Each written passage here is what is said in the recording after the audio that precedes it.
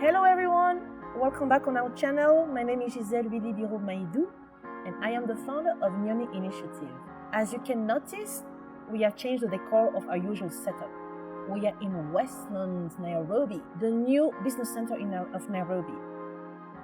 Based on the various trips I have made in the sub-Saharan African countries, Nairobi really stands out when it comes to the variety of accommodations choices. You'll find everything you need, of all choices and catering to different budgetary needs. When we had to find a home, that alone was quite a journey, and without really wanting to exaggerate, I think I visited like close to 40 houses.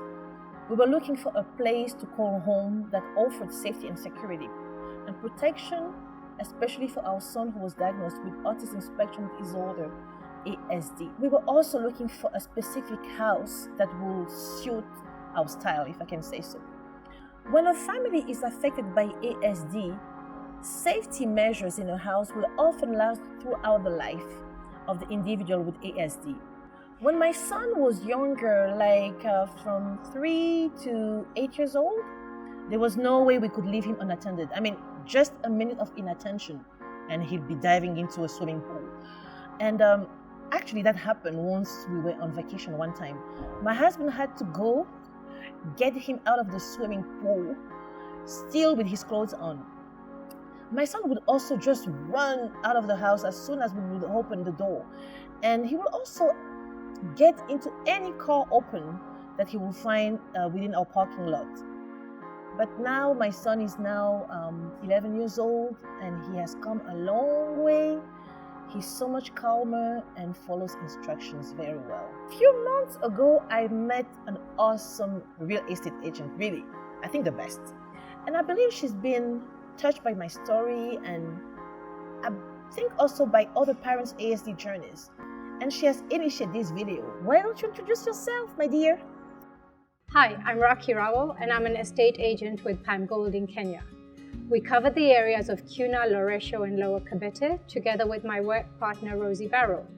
When I joined the business, Rosie, who has been an estate agent for over 7 years, gave me just one piece of advice. And she told me, Raki, do it from the heart. People make memories in the homes that we find them, and we should ensure that those memories are comfortable ones.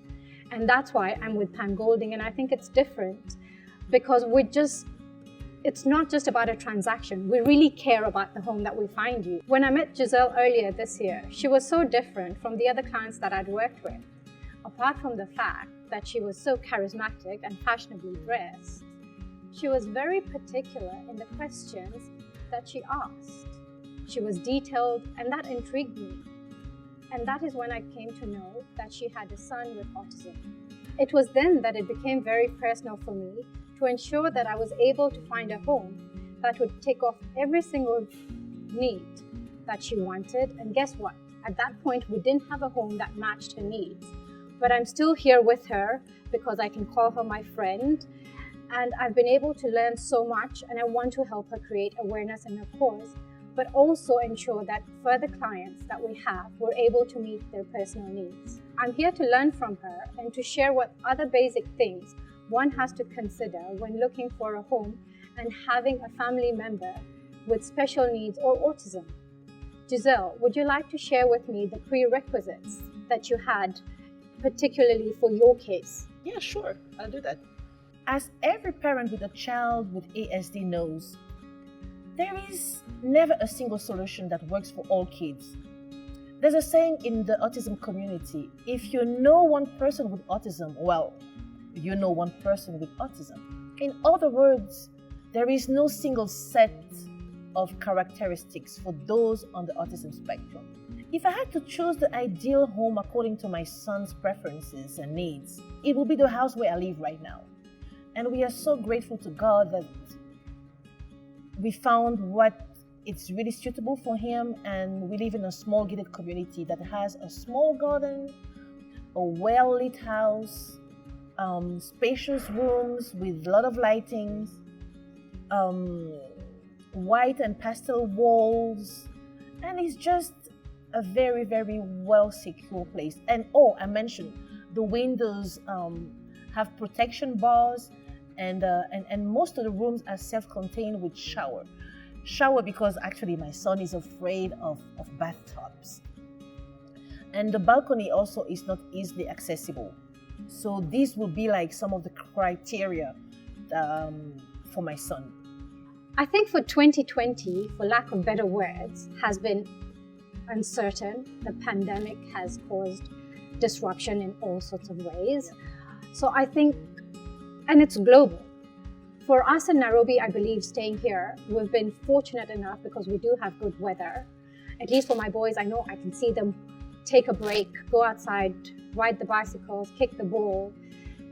I mean, it's very different compared to when I listen to my relatives in the UK and that's saying, oh, they have to be indoors, the weather's been unreasonable.